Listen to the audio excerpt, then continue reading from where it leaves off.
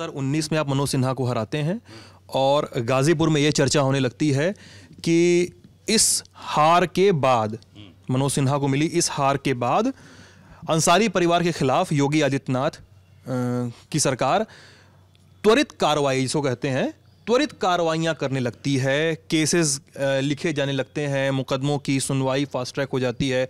उसमें वो 2021 का वो इतना बड़ा नाटकीय प्रकरण सामने आता है जब पंजाब से मुख्तार अंसारी को लाया जाता है बांदा, और एक केस पंजाब में चलता है और कहा जाता है पंजाब कांग्रेस पे आरोप लगते हैं। इस तरह की बातें होती हैं।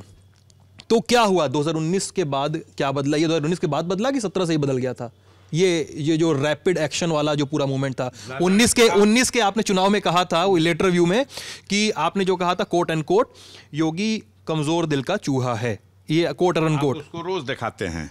मैं आपको उस इंटरव्यू में आपने जिस तरह पूछा था, मैंने अपनी बात कही थी, और मैं कल भी किसी से नहीं डरता, आज भी किसी से नहीं डरता हूं, समझ रहे हैं।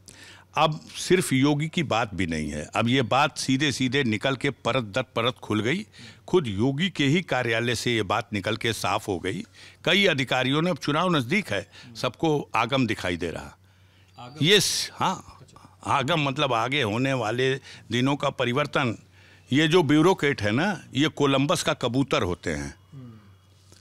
जब दूसरी दुनिया की खोज के लिए कोलंबस जहाज लेके पानी का चला था तो धरती नहीं मिल रही थी, वो थक गया था। आसमान में एक कबूतर उड़ता हुआ दिखा जिसके चोंच में एक तिनका था। उसने कहा जिधर कबूतर जा रहा उधर चलते रहो, ये ज़रूर धरती की तरफ जा रहा। तो ये जो ब्यूरोक्रेट्स हैं ना, ये कोलंबस के कबूतर हैं। इनको सबसे पहले धरती का पता लग जाता है कि धरती किधर है। तो ये आज बात निकल के आ गई कि ये सब कुछ संचालित हो रहा है प्रधानमंत्री कार्यालय से दिल्ली में बैठ के। अच्छा। एक अधिकारी इसके लिए सेट करके रखा गया है, और जम्मू कश्मीर से लेकर दिल्ली और दिल्ली से लेकर के उत्तर प्रदेश का सचिवालय, और उसके बाद यहाँ बुलडोज़र, और उस बुलडोज़र के नाम पर उत्तर प्रदेश की जनता हमको वोट दे दो, हमने बुलडोज़र चलाया है। अब इसके सवाल पर बात नहीं करेंगे कि हमने रेलवे स्टेशन बेचा है, हमने एयरपोर्ट बेचा है। इसके सवाल पे बात नहीं करेंगे कि हमने ओएनजीसी बेचा है। इसके सवाल पे बात नहीं करेंगे कि हमने एलआईसी के शेयर को बेचने की तैयारी कर दी। इसके सवाल पे बात नहीं करेंगे कि हम बैंकों का ये दुर्गत पहुंचा दिए कि आज 10 लाख से ज़्यादा कर्मचारी बेरोजगार होने जा रहे हैं। इस सवाल पर बात नहीं की बात कर रहे हैं। हाँ, निजीकरण की बात कर रहे हैं। देश अगर निजीकरण की तरफ जा रहा है तो क्या होगा इन सरकारी कर्मचारियों का? मार तो आप पे भी पड़ी है, लेकिन आपके बस का नहीं है। इस चैनल का उसके बस में है। जहां पर 40 लोग काम करते थे, आज संख्या 20 हो गई। जहां काम करने के जो घंटे तय थे, वो घंटे दोगुने कर दिए गए। पहले अपनी मर्जी थी, जो चाहे खबर हम खोज के लाएंगे और चलाएंगे। अब मर्जी नहीं रह गई। अब एजेंडा बताया जाता है, यहाँ जाओ और ये पूछ लो। अब सवाल भेजे जाता है कि इनसे ये सवाल कर लो। मार तो आप पे भी पड़ रही, आप कहीं ऊपर से थोड़ी खा रहे हैं। हम तो अफजाल जी, मतलब आप किस पर आरोप लगा रहे हैं मुझे नहीं पता, लेकिन मैं अपने हिंदुस्तान के उन बिकाऊ मीडिया पे आरोप लगा रहा हूं जो पार्टी बन गया है, और आज हिंदुस्तान की जनता की निगाह में उनकी कद्र कीमत खत्म हो गई। मैं मानता था कि हिंदुस्तान में लोकतंत्र के 3 ही स्तंभ हैं संविधान के अनुसार, लेकिन हम मीडिया को चौथा स्तंभ मानते थे। मैं फिर से आ जाऊं, अपना सवाल मैं शायद आपसे नहीं रख सकता। 2 चीज़ें, एक तो मैं खासकर लल्लन टॉप की ओर से मैं ये बात साफ रखना चाहता हूँ, जिस पे आपने कहा भी मैं लल्लन टॉप को नहीं बोल रहा हूँ, आपने कहा, और मैं इस बात को साफ भी रखना चाहता हूँ कि मैं लल्लन टॉप की तरफ से, अपने संस्थान की ओर से, मैं अगर कोई भी आप आरोप लगाता है इस आरोप को, तो मैं नहीं स्वीकार करूँगा, क्योंकि हमने अपने सबके हिस्से के सवाल लोगों से, प्रतिनिधियों से पूछे हैं। सवाल फिर से वही है, 2019 से वो रैपिड डेवलपमेंट शुरू हुआ, कितनी संपत्ति की कुर्की की बात आई, संपत्तियाँ बुलडोज़र चलाए गए किन संपत्तियों पे।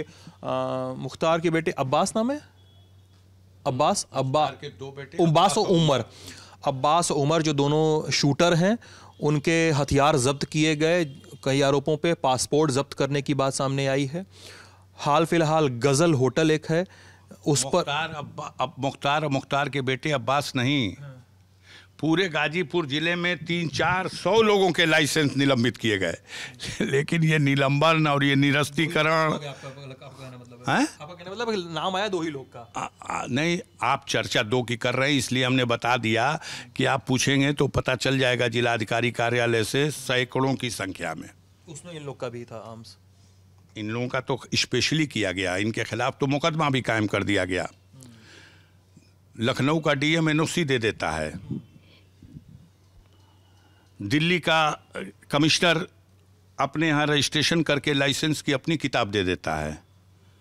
और आपका मिजाज टेढ़ा है तो आप एक प्रतिभा को जो देश की राष्ट्रीय टीम में ओलंपिक अटेंड करने गई, वर्ल्ड कप अटेंड करने गई, वही अब्बास, आप उसको ऐसे ट्रीट करते हो जैसे कोई, तो कोई बात नहीं है। उनके अभी जो लोग हैं, उनकी जमात जो टीम है, आज समाज के हर वर्ग की ज़ुबान पे है कि आखिर मुख्तार के साथ ये जुल्म ज़्यादती सिर्फ एक तरफा क्यों। कई बार कई पार्टियों के नेताओं ने सवाल किया कि लाओ न 10 आदमी के माफियाओं की सूची, जिनके आपराधिक इतिहास हैं उसके अनुसार उनका अमलनामा डाल के ला दो 10 आदमी की सूची। उत्तर प्रदेश सरकार बहरी है क्या? उनका नमवा खुदे आ जाएगा, उनके मुख्यमंत्री का नाम आ जाएगा, ब्रजेश का आ जाएगा, त्रिभुवन सिंह का आ जाएगा, सुशील सिंह का आ जाएगा, तमाम ऐसे लोगों का आ जाएगा जिनके ऊपर इनाम भी घोषित हैं और जो सरकार की गोद में भी बैठे हुए।